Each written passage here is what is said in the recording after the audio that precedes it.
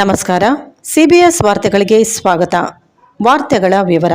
ನಗರಸಭೆಯ ಪೌರಕಾರ್ಮಿಕರು, ವಾಹನ ಚಾಲಕರು, ಲೋವರ್ಸ್, ಗಾರ್ಡನರ್ ಇವರಿಂದ ಅನಿರ್ದಿಷ್ಟಾವಧಿ ಧರಣಿ. ಗಂಗಾವತಿ ನಗರಸಭೆಯಲ್ಲಿ ದುಡಿಯುತ್ತಿರುವ ಪೌರಕಾರ್ಮಿಕರು ಸೇರಿದಂತೆ ವಿವಿಧ ಸ್ವಚ್ಛತಾ ವಿಭಾಗಗಳಲ್ಲಿ ಕರ್ತವ್ಯ ನಿರ್ವಹಿಸುತ್ತಿರುವ ಎಲ್ಲಾ ಕಾರ್ಮಿಕರಿಗೆ ನಿಯಮಿತವಾಗಿ ವೇತನ ಪಾವತಿಸದೆ ಬಾಕಿ ಉಳಿಸಿಕೊಂಡಿರುವುದು ಸೇರಿದಂತೆ ವಿವಿಧ ಸರ್ಕಾರದ ಸೌಲಭ್ಯಗಳನ್ನು ಕೊಡದೇ ಇರುವುದನ್ನು ಖಂಡಿಸಿ ಸೋಮವಾರದಿಂದ ನಗರಸಭೆಯ ಮುಂದೆ ಅನಿರ್ದಿಷ್ಟಾವಧಿ ಧರಣಿ ಹಮ್ಮಿಕೊಂಡು ಇಂದಿನಿಯಾದ ಧರಣಿಗೆ ಕುಳಿತುಕೊಳ್ಳಲಾಗಿದೆಯೇ ಐಸಿಸಿಟಿಯು ಜಿಲ್ಲಾಧ್ಯಕ್ಷ ವಿಜಯ ದೊರೆರಾಜು ತಿಳಿಸಿದರು. ಮುಂದುವರೆದು ಅವರು ಮಾತನಾಡುತ್ತಾ, ನಗರಸಭೆಯು ಪೌರಾಯುಕ್ತರ ಕಾರ್ಮಿಕರ ಸಮಸ್ಯೆಗಳನ್ನು ಬಗೆಹರಿಸದೆ ನಿರ್ಲಕ್ಷ್ಯ ಮಾಡುತ್ತಿದ್ದು, ಪೌರಕಾರ್ಮಿಕರಿಗೆ ಕಳೆದ 6ರಿಂದ 7 ತಿಂಗಳಿಯಾದ ವೇತನ ಬಾಕಿ ಇಟ್ಟಿರುವುದು, ಗೃಹಭಾಗ್ಯ ಯೋಜನೆಯಡಿ ಎಲ್ಲಾ ಸ್ವಚ್ಛತಾ ಕಾರ್ಮಿಕರಿಗೆ ವಸತಿ ನಿವೇಶನ ನೀಡುವುದು, ನಿಯಮಿತವಾಗಿ ಆರೋಗ್ಯ ತಪಾಸಣೆ ಮಾಡಿಸುವುದು, ಪಿಎಫ್ ಮತ್ತು ಇಎಸ್ಐ ಸೌಲಭ್ಯ ಒದಗಿಸುವುದು, ಮೃತ ಪೌರಕಾರ್ಮಿಕರ ಕುಟುಂಬದ ಸದಸ್ಯರಿಗೆ ಮಾನವೀಯತೆ ದೃಷ್ಟಿಯಿಂದ ಕೆಲಸ ನೀಡುವುದು ಸೇರಿದಂತೆ ಇತರ ಬೇಡಿಕೆಗಳಿಗೆ ಒತ್ತಾಯಿಸಲಾಗಿದೆ. ಈ ಬೇಡಿಕೆಗಳಿಗೆ ನಗರಸಭೆ ಯಾವುದೇ ಕ್ರಮ ಜರುಗಿಸದೇ ಇದ್ದಲ್ಲಿ ಪೌರಕಾರ್ಮಿಕರ ಸೇವೆ ದಿನನಿತ್ಯ ಅಗತ್ಯ ಸೇವೆ ಎಂದು ಪರಿಗಣಿಸಿ ನಗರಸಭೆಗೆ ಎಚ್ಚರಿಕೆಗಾಗಿ ಈಗಾಗಲೇ ಫೆಬ್ರವರಿ 1ರಿಂದ ಕಪ್ಪು ಪಟ್ಟಿ ಧರಿಸಿ ಪೌರಕಾರ್ಮಿಕರು ಕರ್ತವ್ಯ ನಿರ್ವಹಿಸಿದ್ದು, ಆದಾಗ್ಯೂ ಪೌರಕಾರ್ಮಿಕರ ಹಾಗೂ ವಿವಿಧ ಸ್ವಚ್ಛತಾ ಕಾರ್ಮಿಕರ ಬೇಡಿಕೆಗಳಿಗೆ ನಗರಸಭೆ ಸ್ಪಂದಿಸದೇ ಇರುವುದರಿಂದ ಈ ಅನಿರ್ದಿಷ್ಟಾವಧಿ ಧರಣಿ ಅನಿವಾರ್ಯವಾಗಿದೆ ಎಂದು ತಿಳಿಸಿದ್ದಾರೆ. ಈ ಅನಿರ್ದಿಷ್ಟಾವಧಿ ಧರಣಿಯಲ್ಲಿ ನಗರಸಭೆಯ ಪೌರಕಾರ್ಮಿಕರು, ವಾಹನ ಚಾಲಕರು, ಲೋರ್ಸ್ಗಳು, ಗಾರ್ಡನರ್ಗಳು ಪಾಲ್ಗೊಂಡಿದ್ದರು. ಗಂಗಾವತಿ ನಗರದ ಎಲ್ಲಾ ಸಾರ್ವಜನಿಕರು, ಸಂಘ ಸಂಸ್ಥೆಗಳು ಈ ಅನಿರ್ದಿಷ್ಟಾವಧಿ ಧರಣಿಗೆ ಸಹಕಾರ ಹಾಗೂ ಬೆಂಬಲ ನೀಡಬೇಕೆಂದು ಕೋರಿದರು. ಈ ಸಂದರ್ಭದಲ್ಲಿ ಐಸಿಸಿಟಿಯು ಸಂಘಟನೆಯ ಸಣ್ಣ ಹನುಮಂತಪ್ಪ ಹುಲಿಹೈದರ, ಪ್ರಗತಿಪರ ಪೌರಕಾರ್ಮಿಕರು ಹಾಗೂ ವಾಹನ ಚಾಲಕರ ಸಂಘಟನೆಗಳ ಪರಶುರಾಮ್, ಕೇಶವ ನಾಯಕ, ಬಾಬರ್, ರಮೇಶ ಕೆ, ಕನಕಪ್ಪ ನಾಯಕ, ಭೀಮಣ್ಣ, ಮಾಯಮ್ಮ, ಪಾರ್ವತಮ್ಮ, ಹೊನ್ನಾಳಪ್ಪ, ಕೊಟ್ರೋಶ, ಹುಲಿಗೆಮ್ಮ, ಕೆಂಚಮ್ಮ, ಗಿಡ್ಡಪ್ಪ, ಹನುಮಂತ, ಹೇಮಣ್ಣ ಉಪಸ್ಥಿತರಿದ್ದರು. ಪೌರಕಾರ್ಮಿಕರಿಗೆ 2 ತಿಂಗಳ ವೇತನ ಬಾಕಿ ಇದೆ.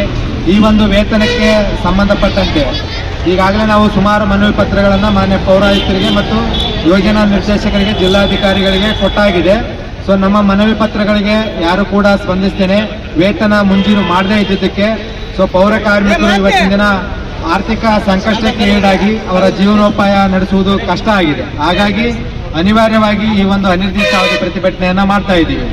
ಸೊ ಪೌರಾಯುಕ್ತರು ನಮ್ಮ ಒಂದು ಈ ಹೋರಾಟ ಪ್ರಾರಂಭ ಮಾಡಿದ ಮೇಲೆ ಒಂದು ಹಿಂಬರವನ್ನು ಕೊಟ್ಟಿದ್ದಾರೆ. ಎಲ್ಲ ಸುಳ್ಳು ಹಿಂಬರವನ್ನು ಕೊಟ್ಟು ನಾವೀಗಾಗಲೇ ಎಲ್ರಿಗೂ ವೇತನವನ್ನು ಪಾವತಿ ಮಾಡಿದ್ದೀವಿ ಅನ್ನುವಂಥದ್ದನ್ನ ಪೇಪರ್ ಸ್ಟೇಟ್ಮೆಂಟ್ ಕೂಡ ಕೊಟ್ಟಿದ್ದಾರೆ. ಅದೆಲ್ಲ ಸಂಪೂರ್ಣ ಸುಳ್ಳದ. ಅವ್ರೇನಾದ್ರೂ ವೇತನ ಸರಿಯಾಗಿ ಕೊಟ್ಟಿರ್ತಕ್ಕಂಥ ದಾಖಲಾತಿಗಳನ್ನಿದ್ರೆ ನಮ್ಮ ಮುಂದೆ ತೆಗೆದುಕೊಂಡು ಬರಲಿ, ಅಥವಾ ಪತ್ರಿಕಾ ಮಾಧ್ಯಮದವರಿಗೆ ಕೂಡ ಕೊಡಲಿ. ಸೊ 4 ತಿಂಗಳ ವೇತನ ಬಾಕಿ ಇಟ್ಕೊಂಡು ನಾವೆಲ್ಲ ಕೂಡ ಸರಿಯಾಗಿ ಕೊಟ್ಟಿರ್ತೀವಿ ಅಂತ ಹೇಳ್ತಕ್ಕಂಥದ್ದು ಸಂಪೂರ್ಣ ಸುಳ್ಳು.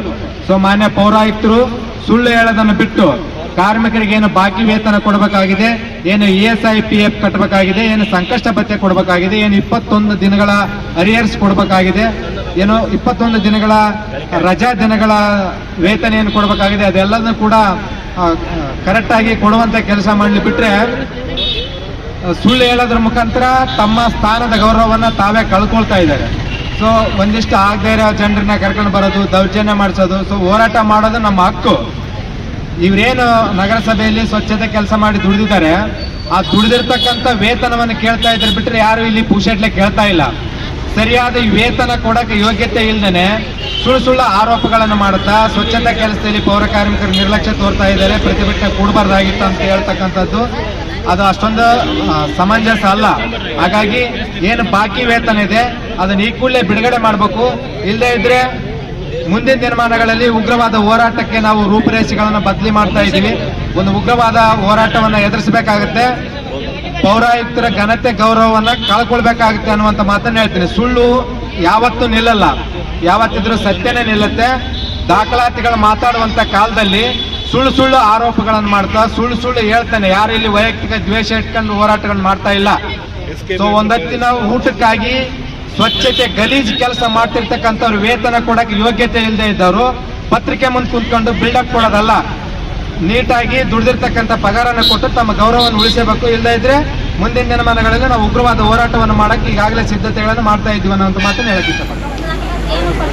ನೌಕರಿ ಕೊಟ್ಟೇ ಇಲ್ಲ, ನಮಗೆ ಏನೇ ಇಲ್ಲ, ಇರೋದು ಮಗದಾನ, ಆ ಮಗನಿಗೆ ಓದ್ಸಕ್ಕೆ ಜೀವನಕ್ಕಿಲ್ಲ.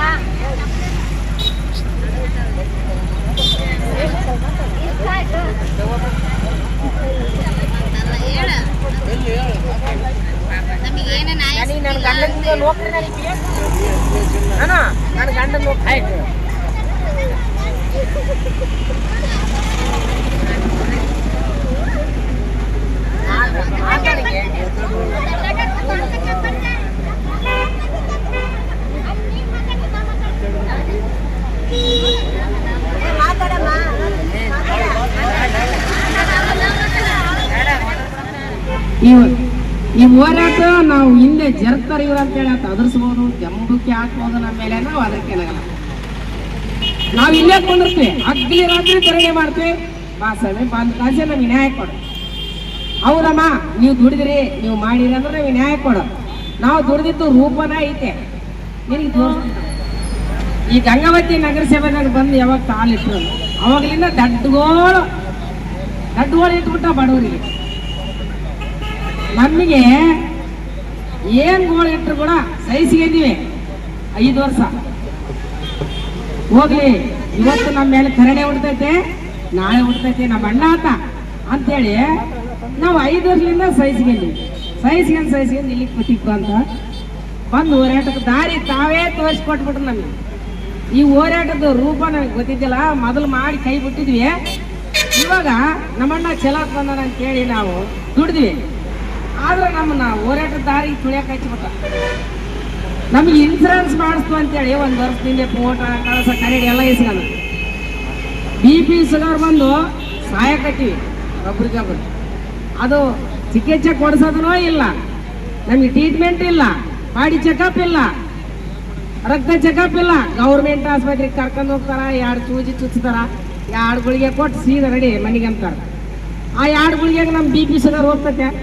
ಹೋಗಲ್ಲ, ಸುಡುಗಾಡಿ ತಗೊಂಡು ಹೋಗ್ತೈತೆ.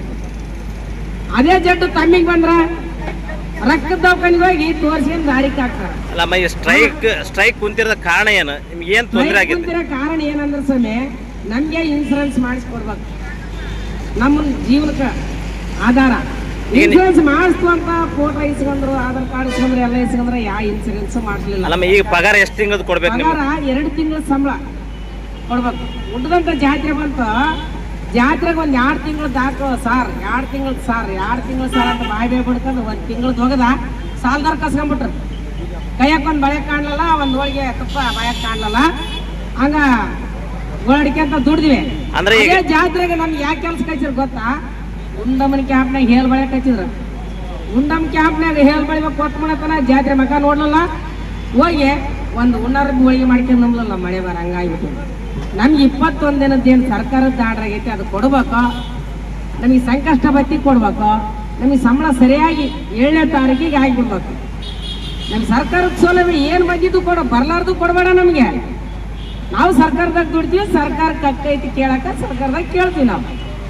ನಾವು ಪೌರ ಕಾರ್ಮಿಕರಂದ್ರ ನಮ್ಮನ್ನ ಯಾಕೆ ಕಸಬ್ತಾರ ಹೋಗಿತಾರ ಸ್ವಾಮಿ, ಅದು ಬೇಕು ನಮಗೆ.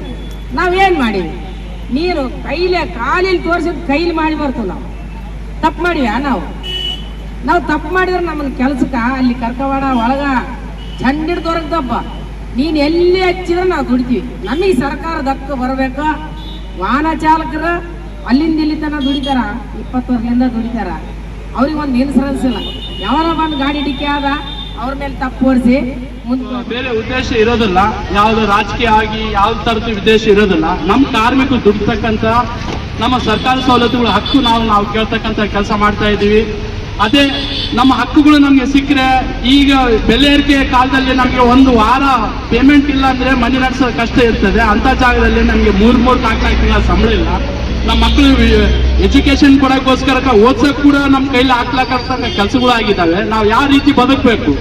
ಆ ಕಾರಣದಿಂದ ನಾವು ಪ್ರತಿ 1ನೇ ತಾರೀಕಿನಿಂದ ಕಪ್ಪು ಬಟ್ಟೆ ಕಟ್ಟಿಕೊಂಡು ನಗರಸಭೆಯಲ್ಲಿ ನಮ್ಮ ಸಂಬಂಧಪಟ್ಟ ಅಧಿಕಾರಿಗಳಿಗೆ ಗಮನಕ್ಕೂ ಕೂಡ ತಂದಿದ್ದೀವಿ. ನಮಗೆ ಸ್ಯಾಲ್ರಿ ಮಾಡಿ ನಮ್ಮ ಆರ್ಥಿಕ ಪರಿಸ್ಥಿತಿಗಳು ಬಹಳ ಗಂಭೀರ ಆಗಿದ್ದಾವೆ ಅಂತೇಳಿ ತಿಳಿಸ್ಕೊಂಡಂತಾನೆ ಸಂಘಟನೆ ನಮ್ಮ ಲೆಟರ್ ಮುಖಾಂತರ ನಾವು ಅವರಿಗೆ ಗಮನಕ್ಕೆ ತಂದಿದ್ದೀವಿ. ಆದರೂ ಕೂಡ ನಿರ್ಲಕ್ಷ್ಯ ಮಾಡಿಕೊಂಡು ನಮ್ಮ ಮಕ್ಕಳಿಗೆ ನಮಗೆ ಈಗ ಸಾಕಷ್ಟು ಸಂಘಗಳು ಹೆಚ್ಚಿನ ಮಟ್ಟದಲ್ಲಿ ಬಂದಿದ್ದ ಕಾರಣದಿಂದ ನಾವು ಬೀದಿಯಲ್ಲಿ ಹೋರಾಟಕ್ಕೆ ಇಳಿದಿದ್ದೀವಿ. ನಮ್ಮ ಪೌರ ಕಾರ್ಮಿಕರು ಕೂಡ ಬಹಳ ಜನ ರೋಗಕ್ಕೆ ಬಲಿಯಾಗಿ ಸತ್ತು ಹೋಗಿದ್ದಾರೆ. 3 ತಿಂಗಳಿಗೊಂದ್ಸರಿ ಸರ್ಕಾರ ಆದೇಶ ಪ್ರಕಾರ ಹೆಲ್ತ್ ಚೆಕ್ಅಪ್ ಮಾಡಿಸ್ಬೇಕು. ಪ್ರತಿಯೊಂದು ತರ ಸ್ಕ್ಯಾನಿಂಗ್, ಹಲವಾರು ಜಡ್ಡುಗಳು ಏನು ವೈರಸ್ಗಳು ಸೇರ್ತಾ ಇದಾವೆ, ಪ್ರತಿಯೊಂದು ಚೆಕಪ್ ಮಾಡಿಸ್ಬೇಕು. ಅದು ಮಾಡಿಸ್ಲಾರದೆ ನಮ್ಮ ಪೌರ ಕಾರ್ಮಿಕರು ಬಹಳಷ್ಟು ವಾಹನ ಚಾಲಕರಾಗ್ಲಿ ಪೌರ ಕಾರ್ಮಿಕರಾಗ್ಲಿ ವೈರಸ್ಸಿಗೆ ಬಲಿಯಾಗಿ ಸತ್ತೋದವರು ಮಕ್ಕಳಿಗೆ ಕೂಡ ಯಾವ ತರದ್ದು ಒಂದು ಕೆಲಸ ಸರಿಯಾಗಿ ಸಂಬಳನೇ ಇಲ್ಲ. ನಮಗೆ ಆದೇಶ ಆಗಿ ಬಂದಿದ್ದು ಕೂಡ 3 ವರ್ಷ 7 ತಿಂಗಳಾದ್ರೂ ಕೂಡ ನಮಗೆ ಏನು ಬಂದಿಲ್ಲ ನಮಗೆ ಅಂತೇಳಿ ಹಿಂಬಾರ ಕೊಟ್ಟು ನಮ್ಮನ್ನ ಮಕ್ಕಳು ಮಾಡಿ ಕಾಯ್ತಾರ. ಅದಕ್ಕೂ ಈ ಒಳ್ಳೆ ಹೊಸ ಸೆಂಟ್ರಿಗೆ ಹಾಕಿ ಅಂತ ನಮಗೆ ಭಯ ಪಡಿಸಕತ್ತೀವಿ. ನಮಗೆ ಏನು ಸಿಗೋ ಹಕ್ಕುಗಳು ಎಲ್ಲ ಸಿಗಬೇಕು ನಮಗೆ. ಸರ್ಕಾರದಿಂದ ಬಂದಿದ್ದೆಲ್ಲ ಅದು ಬಂದಿಲ್ಲ ಇದು ಬಂದಿಲ್ಲ ಅಂತ ನಮ್ಮನ್ನೆಲ್ಲ ಹಿಂಗ ಓಡಿಸಾಡಕ್ ಕುಂತಾರ. ನಾ ಇರೋದು 4 ಮಂದಿ ಲೋಡರ್ಸು, ಕಾರ್ಮಿಕರಿಗೆ ನೇರ ಪಾವತಿ ಅದು ಇದು ಮಾಡಿದ್ದು ಕೂಡ ಯಾರಿಗೆ ಏನು ಏತನೂ ಕೊಡ್ತಾ ಇಲ್ಲ. ಬರ ಸಂಬಳ ಕೇಳಕ್ ಹೋದ್ರೆ ಹೊರಗಡೆ ನಡೀರಿ ಅಂತ. ಯಾರು ಹೇಳ್ತಾರೆ ಸಂಬಳ ಕೊಡಂತ ಕೇಳಕ್ ಹೋದ್ರೆ ಯಾರು ಹೊರಗಡೆ ಹೋಗಂತಾರ? ಕಮಿಷನರ್ ಕಮಿಷನರ್ ನಿಮಗೆ ಪಗಾರ ಕೊಡಂದ್ರೆ ಹೊರಗಡೆ ನಡಿ ಅಂತ ಹೇಳ್ತಾನೆ.